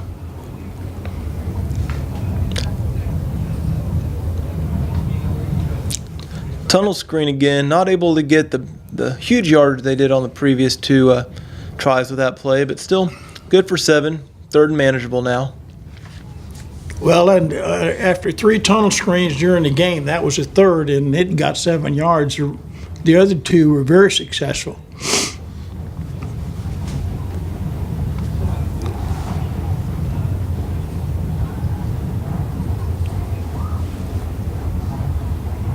Sealson back to throw. Little overthrow there. Receiver not able to bring it in. We'll bring on a punting down for Georgetown. 4th and 9 ball. A little bit short of midfield, about 8 yards short.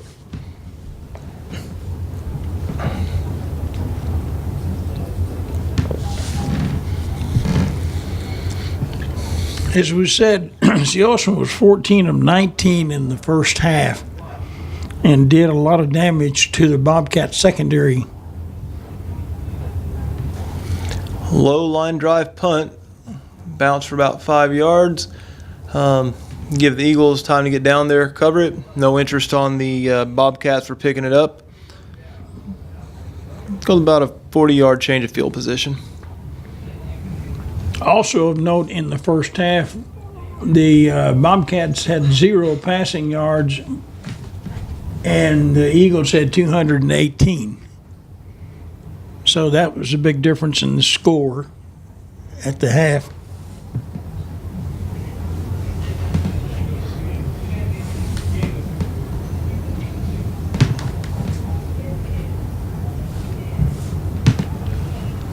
Back to the ground attack. Nice job by the Eagles, taking him down for a loss. Not able to turn the corner. Number 5, great tackle. Now, the Bobcats noticed that when they're trying to go wide, that Georgetown has adjusted their defense. Now, to be successful, they'll probably try to come up the middle and hit those quick hitting plays up the middle, quick slants. Which in this offense would be the first handoff, first option for the quarterback. Yep. Second and 11 for the Bobcats.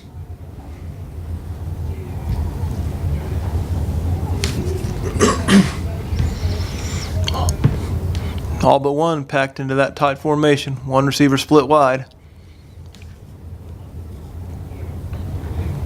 And they did go to the quick hitter.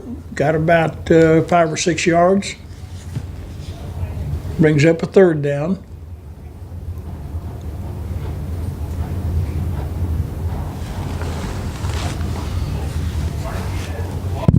Third and 5 for the Bobcats on about the 32-yard line.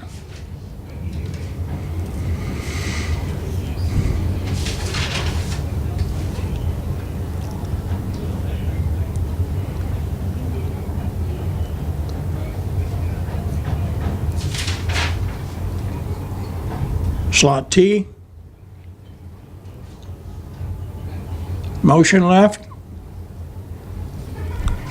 Up the middle would be a little bit short, about 2 yards short. Fourth down. Do you go for it from the 38 on 39-yard line? Field position usually says no, but we're getting Actually- close to the fourth quarter. Actually, the 35-yard line. Looks like they're bringing on the punt team. It's been a quick quarter. It really has. 141 and counting on the clock. 4th and 2. Thought I counted 10 out there a second ago. Had to bring a guy on late.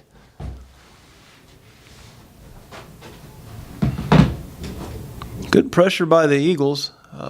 Punt away. Roll down there. Good coverage. Got another 8 to 10 yards on the roll. Rolls dead around the 22-yard line.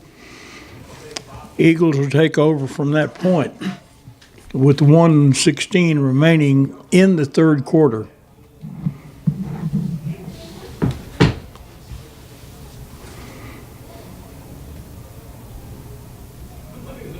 Aaron, they say the weather south of San Antonio is getting pretty wet, and with that system coming up from Mexico and from the Gulf, they're looking for more rain in that area. Yeah. Hey. Definitely be a wet few days for him down there, and probably for us too if it's able to get up here. Seosin somehow able to escape that tackle, escape that one, escape a bunch of them. Turn what should have been probably a 5 or 6 yard loss into pretty solid gain. We have an Eagle down and we have a Bobcat down. Get them some medical attention. And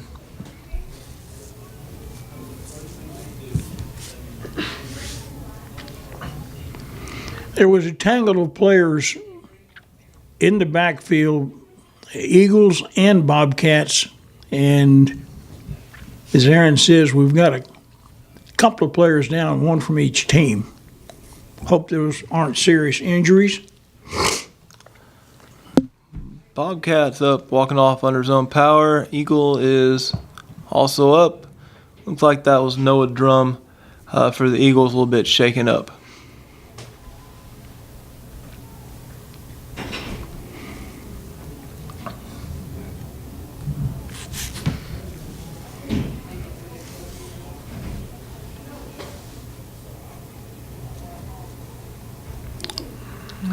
We reconvene at 1st and 10 Eagles. Ocean scrambling ended up in a first down, Aaron. Oh, wow, he got it. Impressive.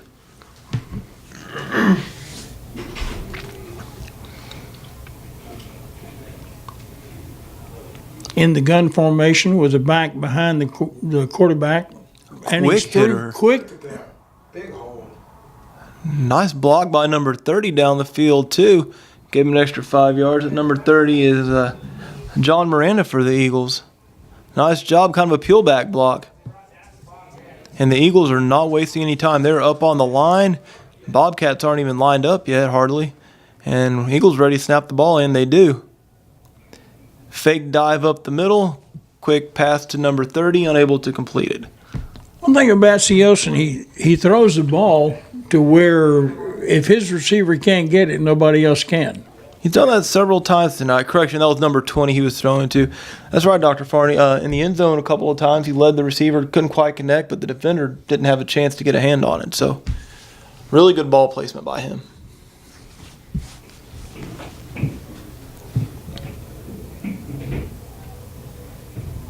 Looks like we have a sucker route over there, a little pump and go, and just over the reach of the receiver. Looks like number 15, Corey Coleman. Yes, sir. Well thrown. Just a little bit. That ball would have been caught. 40 seconds. 40 seconds to go in the third quarter. Eagles facing a 3rd and 10 from the Bobcat 35-yard line. In the gun formation, twins to the left and a single receiver in motion from the right. Ocean back to throw.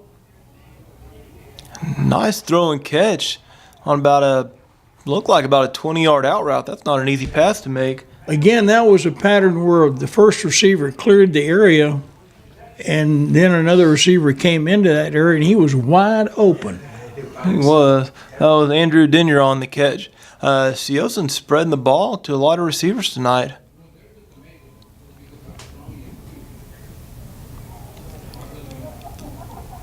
.21, rumbling his way through the middle. Good job of keeping his balance, keeping his feet, and getting some extra yardage there. Looks like he's gonna. Yep, he did. He moved the chains. First down, Eagles. First and 4. About 4-yard line.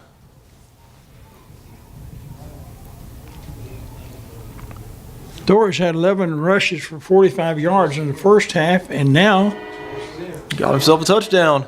touchdown.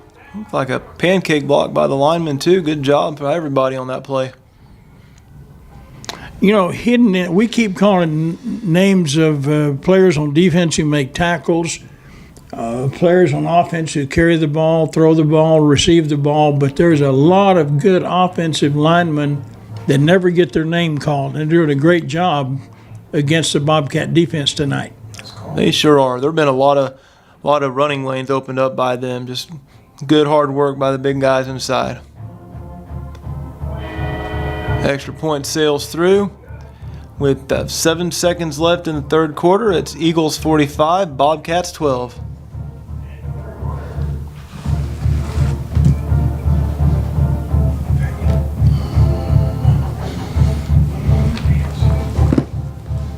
Well, the Eagles, as we said earlier, will rest this next week. Then they'll take on Stephenville at Tarleton State University Stadium in Stephenville, and then begin their district race. There's 7 teams in their district, and they'll have 6 district ball games to see who goes in the playoffs in 5A Division I. I believe they're starting off with Hutto, if I remember correctly. Hutto here on October the 5th, is that correct? I believe so. That should shape up to be a pretty good game. Last couple of years, they've been very close. I believe they both came down to kicks in both games. Well, one year I think we were playing them, maybe year before last, and the lights went out. Oh, yeah. That's right. And I think we would have won that game. We had a head of momentum going, and we were probably 40, 45 minutes getting those lights back on. Yeah, that'll definitely take away momentum. There was a block that may have got him a few extra yards. Good pursuit, number 39, Isaiah Washington on the sideline. But, yeah, he definitely got some good yardage on that return. He was able to find a little block on the edge and hit the sideline and take advantage of it. And that'll wrap up the third quarter for us, Dr. Farney. So this time we'd like to once again thank our sponsors, very generous sponsors, Sierra Microwave Technology, the City of Georgetown Utilities, and First Texas Bank. Thank you for all y'all do to help support Community Spotlight. It's greatly appreciated.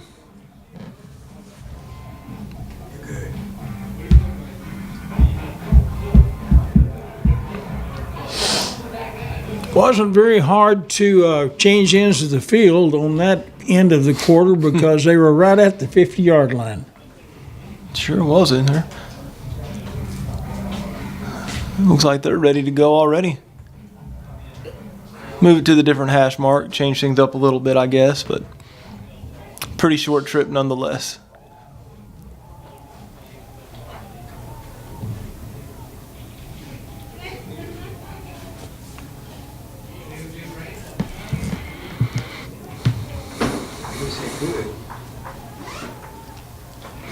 Yeah, it seems like the Georgetown defense has kind of figured out the this formation that the Bobcats have been running tonight, and it seems like they're getting more comfortable with it.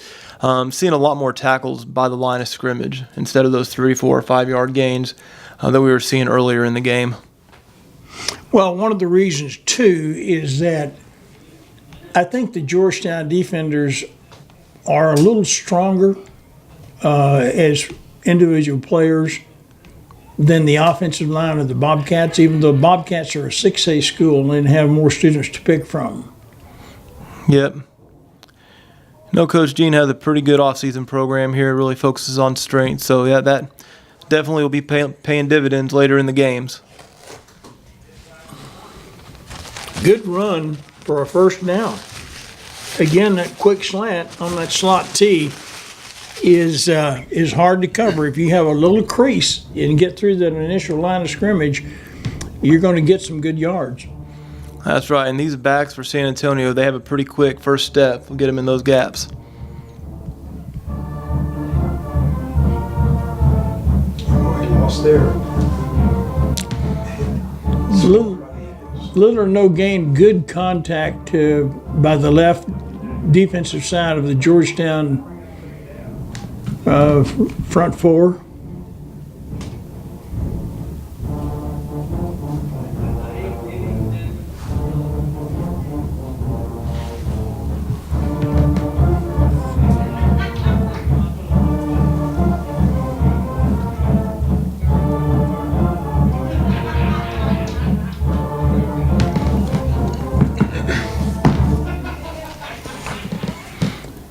Second and 11 after a 1 yard loss. 2 men in motion there. Almost ran into each other. We have flags coming from just about every referee on the field.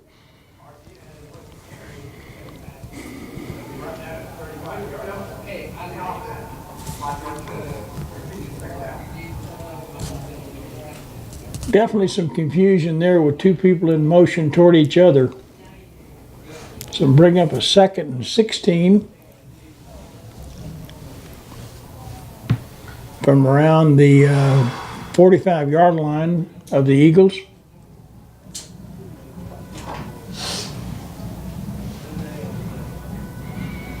Not too cool tonight. It would be kind of miserable if it were cold weather and raining like this. And late in the season, some of those games I remember were not very pleasant. very quick pitch left, jet sweep. Good run around the left side. Got most of that yardage back. Actually got all the yardage back plus a little bit. Put themselves into third and about 4. 3rd and 3, 3rd and 4. Really manageable. 9:21, the old clock ticking, score 45-12, favor of the Eagles.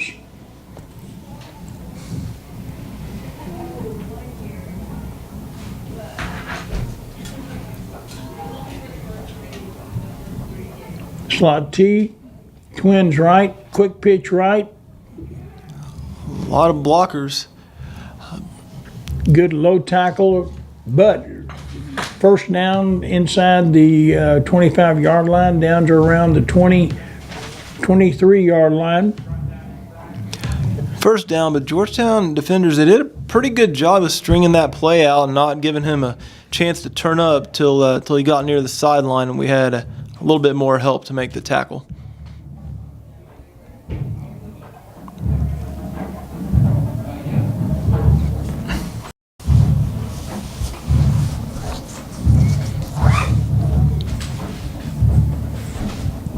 Wide receivers left and right. Slot T set.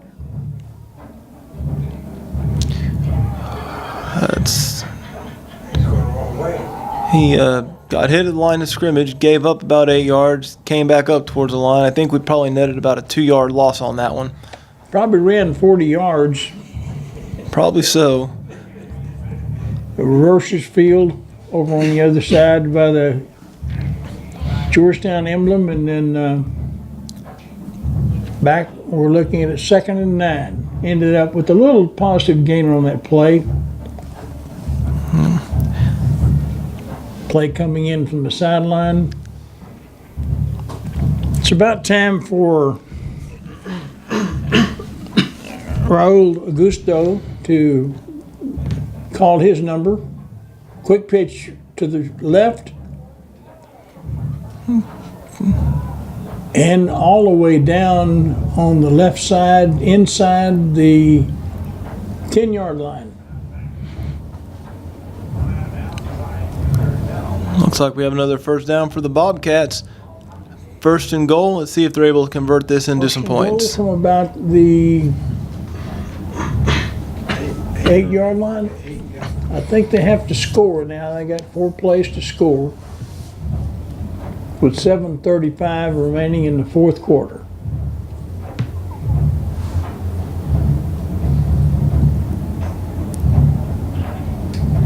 Twins to the right.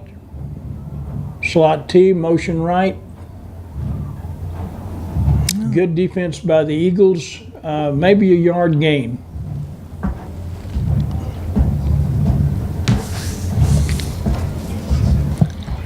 Yep, he did call his own number on that one, but was unable to really get too much of a head of speed before the Eagles met him in the backfield and brought him down.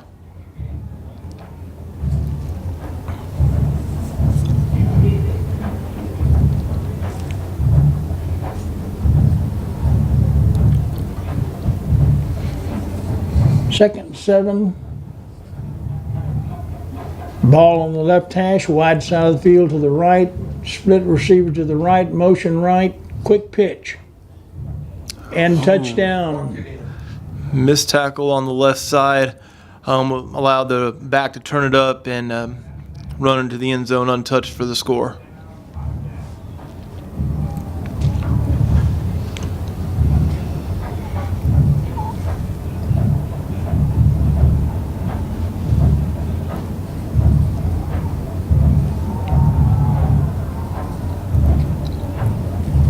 Will be a kick attempt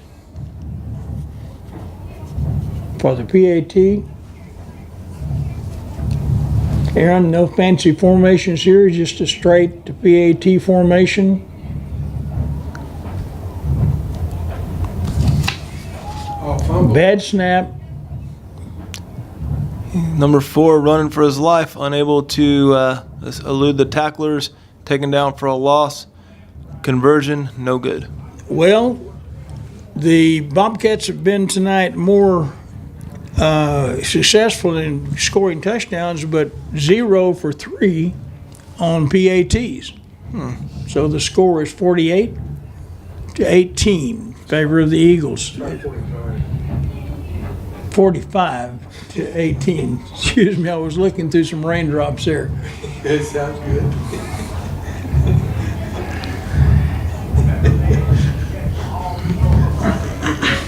Could be a time in the game when we might see an onside kick. It is getting about that time. Not enough time to put together as many defensive stops as needed to get the ball back and score enough. So.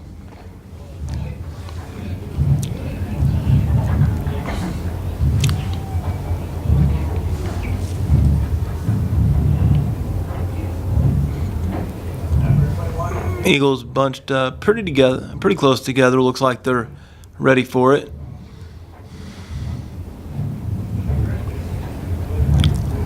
Like we're almost lined up in a watermelon type formation. Of course, there's some open territory on the wings, so if the receiving team's spreading out now a little bit, covering those open areas. We have a pooch kick landing around the 20, fielded. Number 21. We have another run of about 45 yards for a net gain of about 5.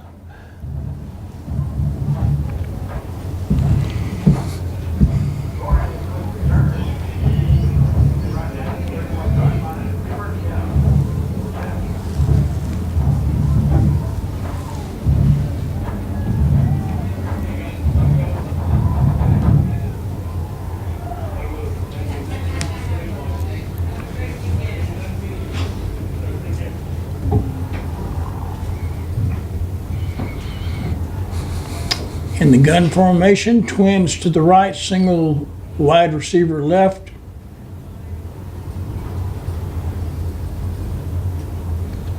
Nice run around the edge for about a 8-yard gain by looks like number 32. Or make that 33. Amias Dar. Stayed in bounds and the clock keeps running. 2nd and 4. Both teams have all their full complement of 3 each timeouts remaining.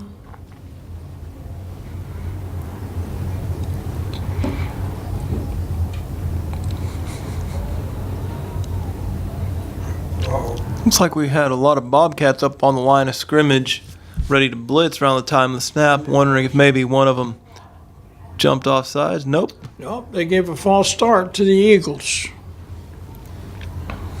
So rather than 2nd and 4, it becomes 2nd and 9.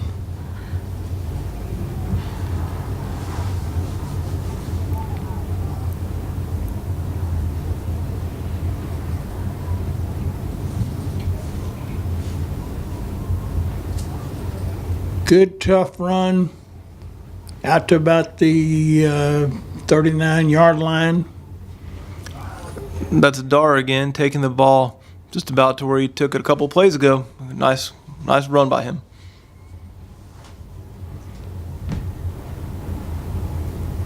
Third and 2 from around the 39-yard line of the Eagles. Twin split left, single wide on the right.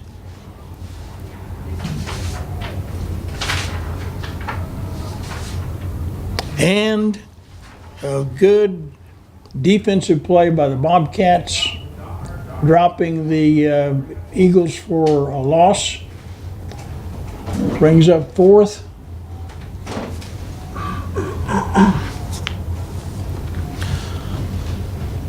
And about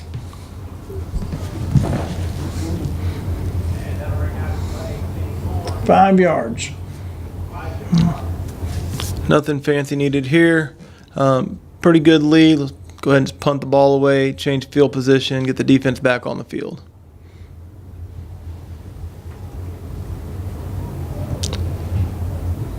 a good punt or a great punt if you are trying to keep those good athletes from returning your kicks. First down for the Bobcats around the 40-yard line. About a 25-yard punt, no return, so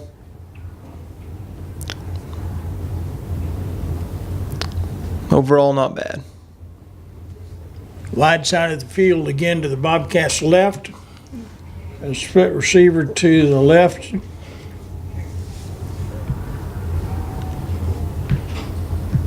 Quarterback hands off.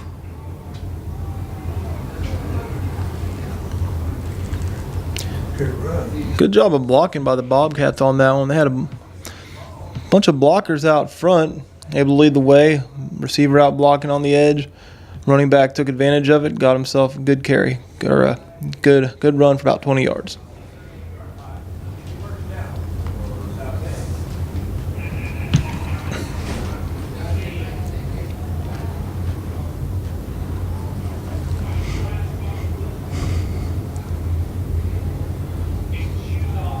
Looks like the same play to the other side. Another good result, still going. You know, those running backs aren't big, but they are so fast. You say, well, you ought to be able to tackle them. Well, you got to catch them before you tackle them. Good point. A lot easier said than done. First down on the 20 for the Bobcats.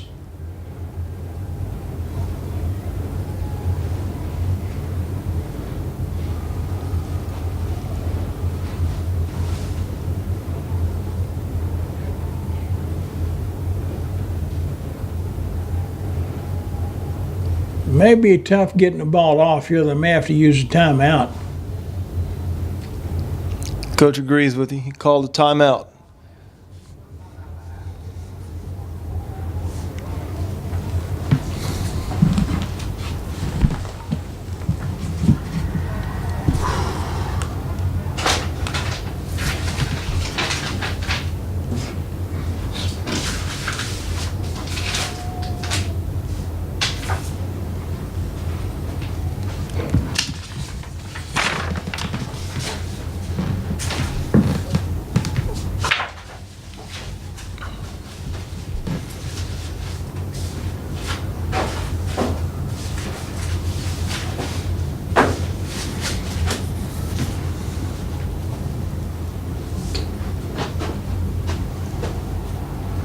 All right, looks like the Bobcats ready to get back on the field, coming out of the timeout. Fresh set of downs for them, 1st and 10, just inside the 20.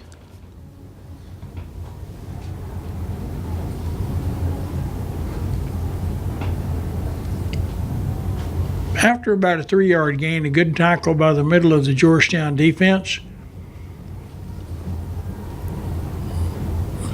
Brings up a 2nd and 7.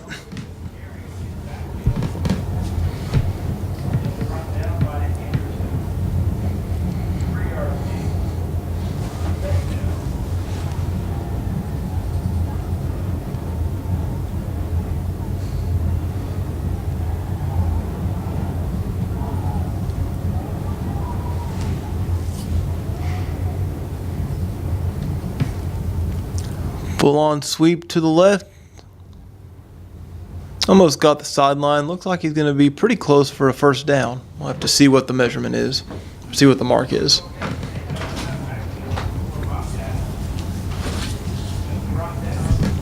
Looks like they got it. 1st down Bobcats. It's a good opportunity for them to try to punch it in, get themselves another touchdown as time's winding down.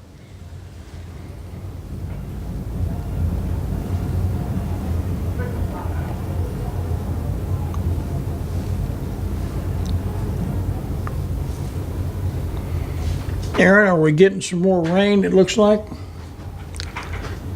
I don't see the umbrellas coming out yet, but from what I saw earlier on the forecast, it seemed like there's a good possibility there could be more later.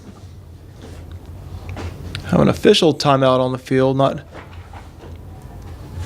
sure exactly why, but it's over, and now we're back to football.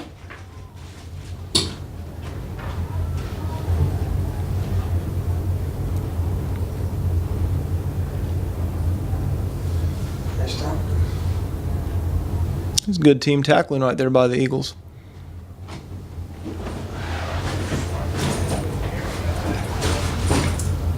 About to go under 2 minutes and 15 seconds, clock running. 2nd and 4.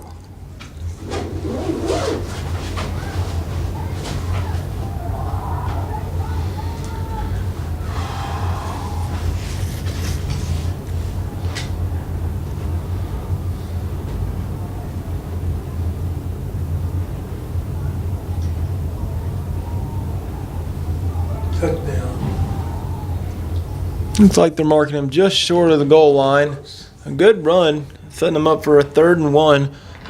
Definitely 2-down territory here.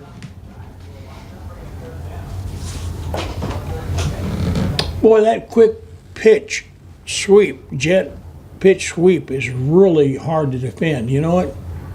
Because there's 3 blockers in front of that pitch man. There are, and they're doing a good job of getting out there in front of him too. He's not having to wait on them. They're snapping the ball. They're flying out there looking for someone to get a hat on.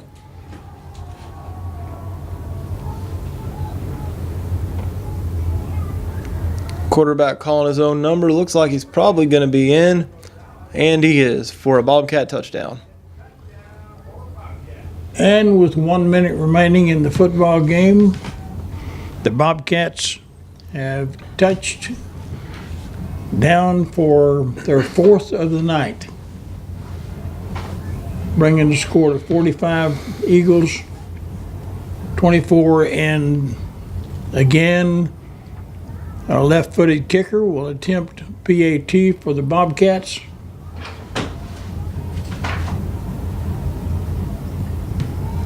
Up, and it is good. So the score goes to 45-25 with 1 minute remaining in the game. Eagles over the Bobcats of South San.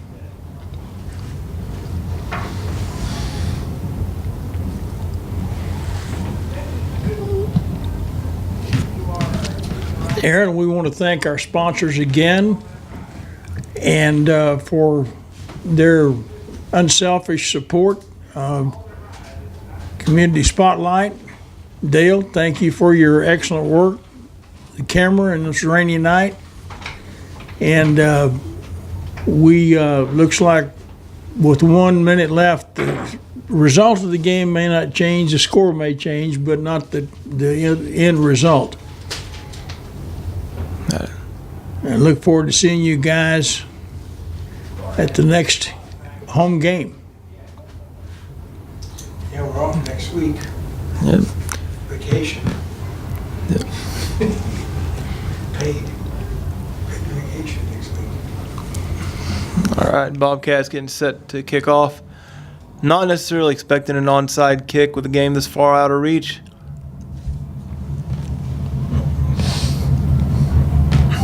Peggy Hoffman, thank you for your contributions, and take care of Dale while we're away. Yeah, really. Someone needs to.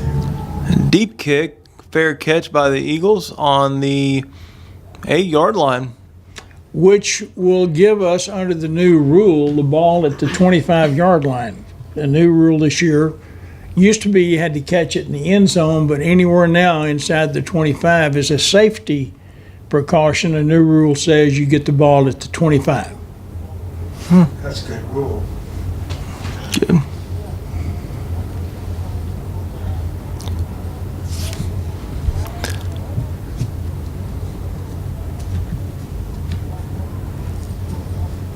Okay. 3 quick downs. Take your time. Game's over. Bobcats do have 2 timeouts remaining. Quick handoff up the middle. No gain, maybe a slight loss, but the clock runs. And no one's attempting a timeout.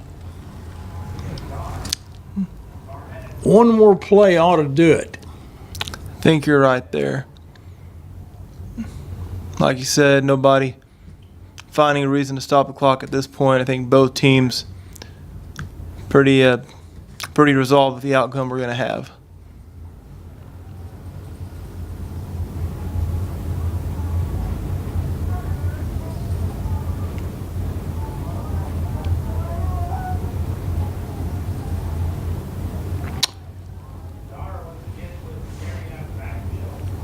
Who was that carrying the ball? Amias Dar, I believe. He had a couple of nice runs a little bit earlier. Good looking running back. Yeah, Amias did a good job there. I think that Call will. timeout. No, I think the clock's still running with 3, 2, 1, and the game is over with Georgetown Eagles 45 and the South Sand Bobcats 25. Eagles go to 3-0 for the year, and the Bobcats go to 1-2 in this young season. Both teams now coming across the field, shaking hands.